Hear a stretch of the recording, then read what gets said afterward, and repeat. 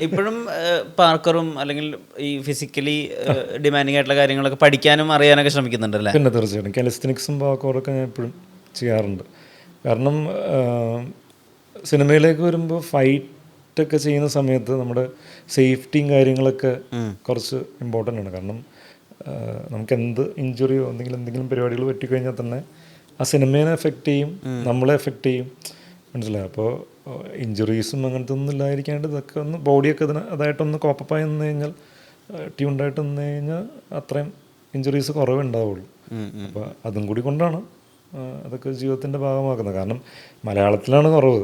ഇപ്പോൾ പണ്ടിപ്പോൾ കഴിഞ്ഞ ദിവസം സുരേഷ് ഏട്ടൻ്റെ ഇൻ്റർവ്യൂ ഉണ്ട്, സുരേഷ് കൃഷ്ണൻ, സുരേഷ് ഏട്ടനൊക്കെ പറഞ്ഞത്, അതായത് ബാക്കി തെലുങ്കും തമിഴും ജനിച്ച് വീഴുമ്പോഴേ ഈ പറയുന്ന കുതിരയുടെ പുറത്തും ഫൈറ്റും ഡാൻസും ഇതൊക്കെ പഠിച്ചിട്ടാണ് ആൾക്കാർ വരുന്നത്. നമ്മുടെ ഇവിടെയാണ് അത്രയും ഇതിലേക്ക് വന്നത്. ഇപ്പോഴാണ് അതൊരു, അല്ലെങ്കിൽ ഫിസിക്കലി ഫിറ്റായിരിക്കണം, അല്ലെങ്കിൽ ഇങ്ങനത്തെ കുറേ കാര്യങ്ങളൊക്കെ പഠിച്ചിരിക്കണം എന്നൊക്കെയുള്ളത് മനസ്സിലാക്കുന്നത് ഇപ്പോഴാണ്. അതിൻ്റെ ആവശ്യകത ഇപ്പോഴാണ് അതിൻ്റെ ഇത് മനസ്സിലാവുന്നത് എല്ലാവർക്കും. അപ്പോൾ അതുകൊണ്ട് ഇപ്പോൾ 19-ാം നൂറ്റാണ്ട് കഴിഞ്ഞ് വരുന്ന സിനിമകളിലൊക്കെ തന്നെ എനിക്ക് ആക്ഷൻ ഉണ്ട്. 19-ാം നൂറ്റാണ്ട് കഴിഞ്ഞിട്ട് വന്നേക്കുന്ന എല്ലാ സിനിമകളിലും വരാൻ എല്ലാത്തിലും ആക്ഷൻ ഉണ്ട്. വരാനൊക്കെ 19-ാം നൂറ്റാണ്ടിന് മുമ്പ് ചെയ്താണ് ഫസ്റ്റ് ഒരു പ്രോപ്പർ ആക്ഷൻ ചെയ്യുന്നത്. അതെ അതെ, ആക്ഷൻ പരിപാടി ചെയ്യുന്നത് അതിനകത്താണ്. എൻ്റെ ഫസ്റ്റ് ആക്ഷൻ പടം ലാസ്റ്റ് ബെഞ്ച് എന്ന് പറഞ്ഞൊരു മൂവി ഉണ്ട്, അതിൽ ഇടികൊള്ളാൻ പോയി. അത് അങ്ങാടി തെരുവ് എന്ന് പറയുന്ന സിനിമയിൽ അഭിനയിച്ച നായകനൊക്കെ ആയിരുന്നു അതിനകത്ത്. അതിൽ ജസ്റ്റിൻ അഭിനയിച്ചിട്ടുണ്ടായിരുന്നു.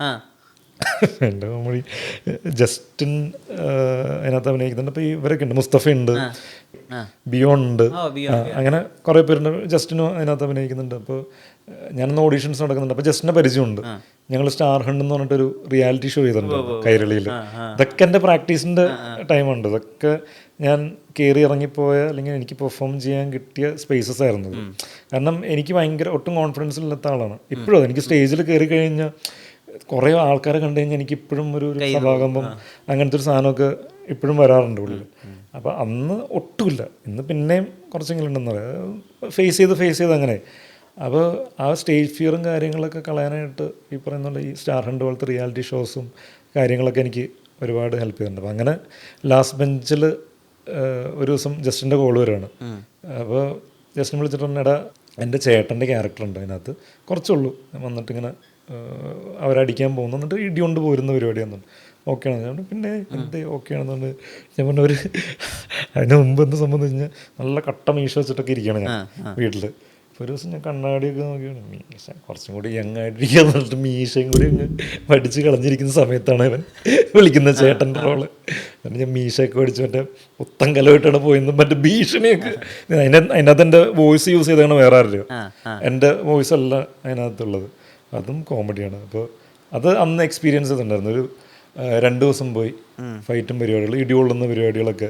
ആദ്യം ഞാൻ ഇടി കൊണ്ടിട്ടാണ് ഞാൻ പഠിച്ചത്. അതെ, ഇടി കൊടുക്കാൻ പഠിച്ചത്. അത് കഴിഞ്ഞിട്ട് ആദിയിലാണ് എനിക്ക് ഒരു ചെറിയൊരു പഞ്ചും കാര്യങ്ങളൊക്കെ, ചെറിയൊരു ഫൈറ്റ് അല്ലെങ്കിൽ അങ്ങനത്തെ ഒരു സാധനം കിട്ടുന്നത് ആദിയിലാണ്. കൂട്ടുകാരനെ തന്നെ അടിക്കാൻ പറ്റും. അവൻ ഞാൻ കുറേ ഓങ്ങി വെച്ചേക്കായിരുന്നു, ഞാൻ ഷറഫിന് കുറേ നാളായിട്ട് ഓങ്ങി വെച്ചേക്കായിരുന്നു. അത് ഞാൻ ആദിയിൽ കൊടുത്തു തീർത്തു. ഞങ്ങളെപ്പോഴും ഭയങ്കര പോട്ടിയാണ്, ഞങ്ങളെപ്പോഴും അങ്ങനെ. അത് ലൈക്ക് സൗഹൃദപരമായിട്ടുള്ള ഇത്, ഹെൽത്തി ആയിട്ടുള്ള ചുമ്മാ അങ്ങോട്ടും ഇങ്ങോട്ടും കൗണ്ടർ അടിച്ച് അങ്ങനത്തെ ഇതുണ്ടായിരുന്നല്ലോ. ഞങ്ങളെപ്പോഴും ശത്രുക്കളുടെ പോലെ കൂട്ടത്തിലെല്ലാവരും പറയുമായിരുന്നു. അപ്പം അങ്ങനെ എന്താ പറയുക, ആദിയിലാണ് അവനെ നല്ല ഇടി ഇടിച്ചു. അപ്പം അത് കഴിഞ്ഞിട്ട് പിന്നെ ചെയ്യുന്നതാണ് വരയനിൽ ഫൈറ്റ് ചെയ്യുന്നത്. ആദിയിൽ അഭിനയിക്കുന്ന സമയത്ത് ഇപ്പോഴും എല്ലാ ആളുകൾക്കും ഒരു പൊതിഞ്ഞ് പിടിച്ചിട്ടുള്ള കൗതുകമാണല്ലോ പ്രണവ് മോഹൻലാൽ. ഈ അതിൽ അഭിനയിക്കുന്ന സമയത്ത് പ്രണവ് മോഹൻലാൽ എന്നുള്ള വ്യക്തിയെ പറ്റിയിട്ട് സിജു മനസ്സിലാക്കിയത് എന്തൊക്കെയായിരുന്നു? അന്ന് പരിചയപ്പെടാനോ ഇന്ററാക്ട് ചെയ്യാനൊക്കെ സാധിക്കുമായിരുന്നു? പിന്നെ ഞങ്ങൾ ഫുൾ ഓൺ ഒരുമിച്ചിട്ടുണ്ടായിരുന്നു. ഞാൻ, ഷറഫ്, അപ്പു എല്ലാവരും ഒരുമിച്ചിട്ടുണ്ടായിരുന്നു. സതീഷ് ഏട്ടൻ ക്യാമറ, സതീഷ് കുറുപ്പ്, നമ്മളൊക്കെ ഷൂട്ട് കഴിഞ്ഞാൽ നമ്മൾ ഒരുമിച്ച് ജില്ലയിലും അങ്ങനെയൊക്കെ ആയിരുന്നു. ഭയങ്കര ടാലൻറ്റഡ് ആയിട്ടുള്ള ആണ്. അപ്പൻ്റെ ടാലൻ്റൊന്നും പുറത്തേക്കൊന്നുമില്ല. അവൻ്റെ ടാലൻറ്റുകൾ പുറത്തേക്ക് വരുമ്പോഴാണ് നല്ലൊരു ഹ്യൂമനാണ്. ഫസ്റ്റ് ഓഫ് ഓൾ എവിടെ എങ്ങനെ പെരുമാറണം, എങ്ങനെ സംസാരിക്കണം, അതൊക്കെ അറിയാം. അവൻ അത്യാവശ്യം ട്രാവലൊക്കെ ചെയ്തേക്കുന്നതുകൊണ്ട്, അവൻ ലോകപൂരുള്ളതുകൊണ്ട് അറിയാം എങ്ങനെയാണ് പെരുമാറേണ്ടതെന്നും കാര്യങ്ങൾ. അല്ലെങ്കിൽ ഇത്ര ഉള്ളൂ സംഭവം എന്ന് പറഞ്ഞു കഴിഞ്ഞാൽ, ലൈഫ് അല്ലെങ്കിൽ ഒരു വ്യക്തി എന്നുള്ള രീതിയിൽ ഇത്രയൊക്കെ ഉള്ളു പരിപാടി എന്നുള്ളതും അവന് വ്യക്തമായിട്ട് അറിയാം. അതാണ് ആ ഒരു സിംപ്ലിസിറ്റിയും കാര്യങ്ങളൊക്കെ അതായിട്ട് നിൽക്കുന്നത്. എനിക്കിപ്പോഴും ഓർമ്മയുണ്ട്. അതായത് എൻ്റെയും അപ്പൂൻ്റെ ഷൂട്ട് നേരത്തെ കഴിഞ്ഞു. ഇപ്പോൾ ഷറഫിൻ്റെ ഷൂട്ട് കഴിഞ്ഞിട്ടില്ല, അവൻ്റെ ഷൂട്ട് നടന്നുകൊണ്ടിരിക്കണം. ഇവിടെ റാമോജിയിലാണ് ഷൂട്ട് നടക്കുന്നത്. ഇപ്പം പറഞ്ഞു അപ്പു വന്നിട്ടുണ്ട്, നേരത്തെ കഴിഞ്ഞാണല്ലോ. അപ്പോൾ എനിക്ക് മറ്റേ റോക്ക് ക്ലൈമ്പിങ്ങിന് പോകാം, വൻ്റെ വന്ന് വെച്ച്. ഞാൻ പറഞ്ഞു പിന്നെന്തേ പോകാമെന്ന് പറഞ്ഞു. ഞാനിപ്പോൾ ഷോർട്സൊക്കെ ഇട്ട് ഇവൻ ഒരു ബാഗ് മറ്റേ പരിപാടി പാഡും അങ്ങനത്തെ സാധനങ്ങളൊക്കെ ഉണ്ട്, വീണാൽ ഇത് ചെയ്യാനുള്ള പാഡും അങ്ങനത്തെ സാധനങ്ങളൊക്കെ ആയിട്ട് ഒരു ബാഗൊക്കെ ആയിട്ട് പോവാണ്. ഇവൻ മലയും കുന്നും, അതായത് അവിടുത്തെ പാറയും ഇതൊക്കെ കാണും, ഭയങ്കര എന്നെ കൂർത്തിരിക്കുന്നതും. അന്ന് ഭയങ്കര സോഫ്റ്റായിട്ടുള്ള അഡ്ജസ്റ്റ് ഒന്നുമല്ല, ഭയങ്കര ഷാർപ്പായിട്ടുള്ള, കൊണ്ടു കഴിഞ്ഞാൽ വീണ് കഴിഞ്ഞാൽ ഒരേ പൊളിയും എന്നല്ല, തൊലി അങ്ങ് പോവും, ഫുള്ള് പോവും. അത്രയും ഷാർപ്പായിട്ടുള്ള കരകരപ്പായിട്ടിരിക്കുന്ന സ്പേസാണ്. ഇവൻ ചുമ്മാ ചാടി ചാടി ചാടി പോകണം. ഞാനിവിടെ മറ്റേ പിടിച്ച് ചവിട്ടിയൊക്കെയാണ് ഇറങ്ങുന്നത്. അതായത് നമുക്കിത് ആദ്യത്തെ എക്സ്പീരിയൻസ് ആണ് അങ്ങനത്തെ പരിപാടി. എങ്ങാനും വീണ് കഴിഞ്ഞാൽ എന്നുള്ളൊരു പരിപാടിയാണ്.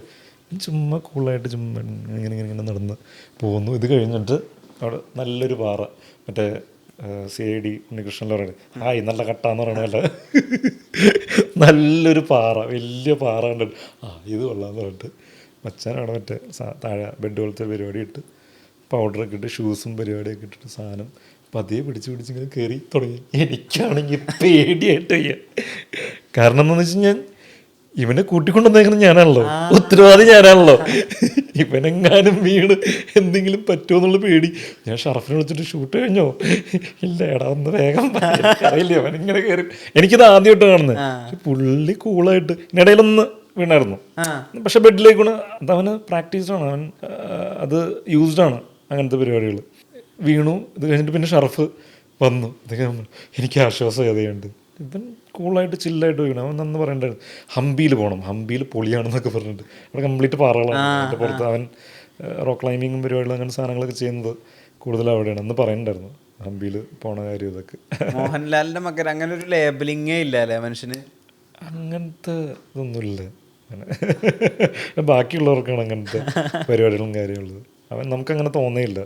അവൻ്റെ അടുത്ത് നിൽക്കുന്ന സമയത്ത് ഭയങ്കര പെട്ടെന്ന് തന്നെ ജെല്ലായി. നല്ല ടാലൻ്റാണ്. നല്ല എന്താ പറയുക, ഗിറ്റാറൊക്കെ വായിക്കും, എന്താ പറയുക, മ്യൂസിക്കിനെ കുറിച്ച് നല്ല ഇതുണ്ട്. അവൻ എഴുതി പാട്ട് കമ്പോസ് ചെയ്യുന്ന പരിപാടികളും കാര്യങ്ങളൊക്കെ ഉണ്ട്. ഇതൊന്നും പുറത്തേക്കൊന്നും ആർക്കും അറിഞ്ഞിട്ടില്ല. ഫോൺ എടുത്തിട്ടൊരു പരിപാടിയാണ് വെച്ചാൽ, ഐഫോൺ എടുത്തിട്ട് അവൻ വായിലിങ്ങനെ വെച്ചിട്ട് ലൈക്ക് സൗണ്ട് വരുന്നതിൻ്റെ അവിടുന്ന് ഒരു മ്യൂസിക് ഇട്ടിട്ട് വാവ് വാവ് വാവ് എന്നുള്ള രീതിയിലുള്ള പരിപാടി കാണിച്ചിരുന്നു. ഞാൻ അത് കണ്ട് എൻ്റെ കൊള്ളാലോ വീഡിയോ എന്നുള്ളൊരു പരിപാടിയായിരുന്നു. ഭയങ്കര അവന് വേറൊരു തരം ടാലൻ്റ് ഉണ്ട്. അവൻ്റെ ആ ടാലൻറ്റുകൾ സ്ക്രീനിലേക്ക് വന്നു കഴിഞ്ഞാൽ എനിക്ക് തോന്നുന്നു ഇതിലും കൂടുതൽ ആരാധകരുണ്ടാവുമെന്ന് എനിക്ക് തോന്നുന്നു. തീർച്ചയായിട്ടും ഉറപ്പായിട്ടുണ്ട്. ഇനി അവൻ മറ്റേ ചുമ്മാ നടന്നൊന്നും അറിയാതെ ഒരാൾ ക്യാമറയുടെ പുറകെ പോയത് പൊളിയാ. ഞാൻ എപ്പോഴും പറയാറുണ്ട്, അവൻ പോകുമ്പോൾ ചുമ്മാ അവനറിയാതൊരു ക്യാമറ പുറകെ പോയി കഴിഞ്ഞാൽ അടിപൊളി സാധനങ്ങൾ കിട്ടും. ബേസിക്കലി ട്രാവലറാണല്ലോ, ഒരു ജിപ്സി കൈൻഡ് ഓഫ് പരിപാടിയാണ്.